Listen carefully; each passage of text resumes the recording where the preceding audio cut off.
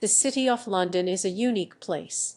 It's the city in a city, in a country, that runs its government with perhaps the most complicated elections in the world, involving medieval guilds, modern corporations, mandatory titles, and fancy hats, all of which are connected in this horrifying org chart.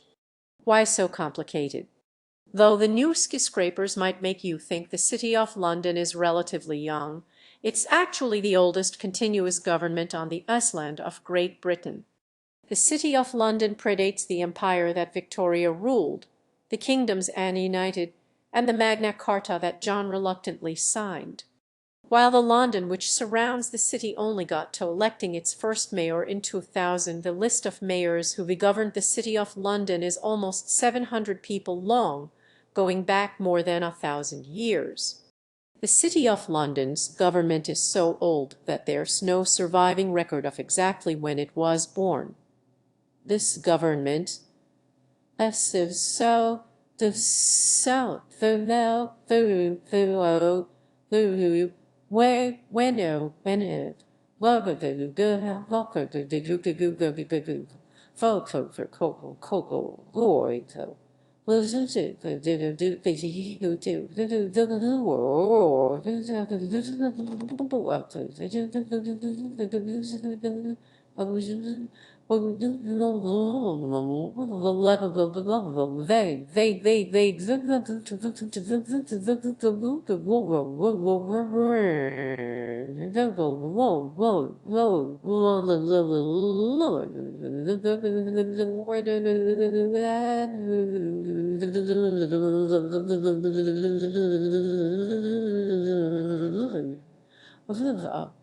There were only documents like the Magna Carta which mention the pre-existing powers the City of London already had at that point in time.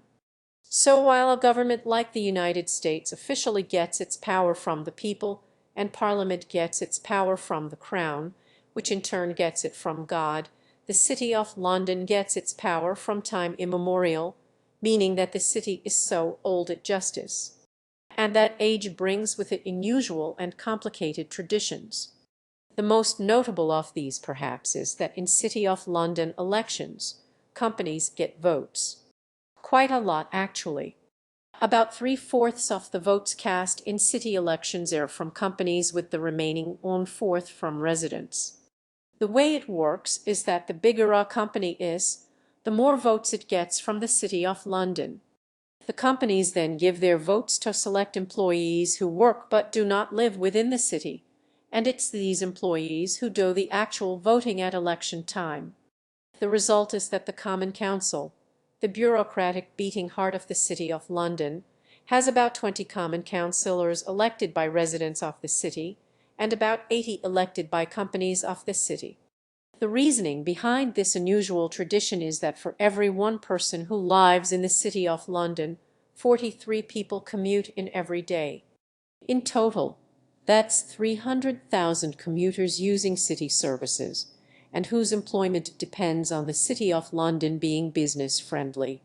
The man in charge of the Common Council, and who heads the city's government, is the Right Honourable, the Lord Mayor of London. Now, suppose you want to be Lord Mayor. Surely, just as in that other London, all you all need do is be a British Commonwealth or EU citizen who has lived in the city for a year and who wins the election. Right. No. In the City of London, that's not nearly enough. Ready for the qualifications list. Before you can even run for Lord Mayor, you need to have been a sheriff of the City of London. But before you can be sheriff, you need to be an alderman. What's an alderman? Well, the City of London is divided into 25 wards, and each ward elects an alderman to represent it on the Court of Aldermen, a subsection of the Common Council. But before you can run for alderman, you need to gain freeman status. And who gives out freeman status? Why, none other than every Court of Aldermen trying to get elected to, which might just seem like a conflict of interest. Luckily, There is another way to get freeman status. Join one of the city's guilds. Sadly, they aren't called guilds. They recalled livery companies, a name which is both more boring and less descriptive, but the remnants of medieval guilds, many of them bare, and within the city there were 108 of them to choose from, including but not limited to the apothecaries, the fishmongers, the masons, the mercers, the scientific instrument makers, the bankers, the shipwrights, the wheelwrights, the butchers, the bakers, 2 different candlestick makers, and the most exciting of all, the chartered accountants. Many of these guilds, like the Fletcher, have become charities, but some are still active, such as the goldsmiths, who test the quality of British coinage, and the hackney carriage drivers, who license taxi drivers. To join one of these guilds, you will either need to meet the professional requirements, or for the charities, like the haberdashers, you will need the approval of 2 existing members.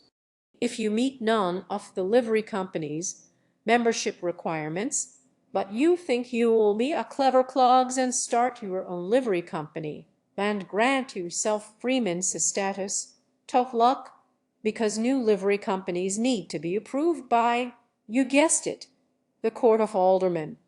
But let's assume one way or another you get the official freeman's status certificate. Now you can finally run for Alderman of Ord, after the Lord Chancellor's advisory committee also approves of you. But that small barrier passed, you can win election as alderman in either one of the 4 wards where people live, or the 21 wards where companies live.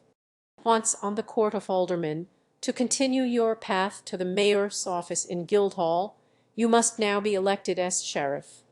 But this time it's the members of the livery companies who pick the sheriffs. So if the livery company members elect you as sheriff, after you have successfully completed your term, then you can finally run for mayor. But surprisingly, residents of the City of London don't vote for the mayor. Our old friends on the Court of Aldermen do.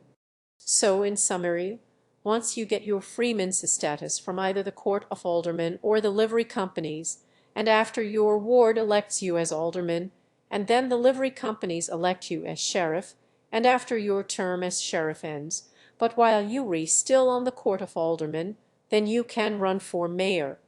And assuming the other aldermen select you, you can finally take your place as the Right Honourable, the Lord Mayor of London, for 1 year with no salary.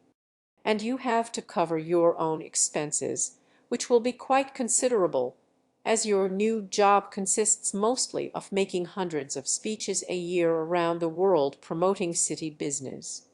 But you do get that fancy hat, which just might make it all worthwhile. You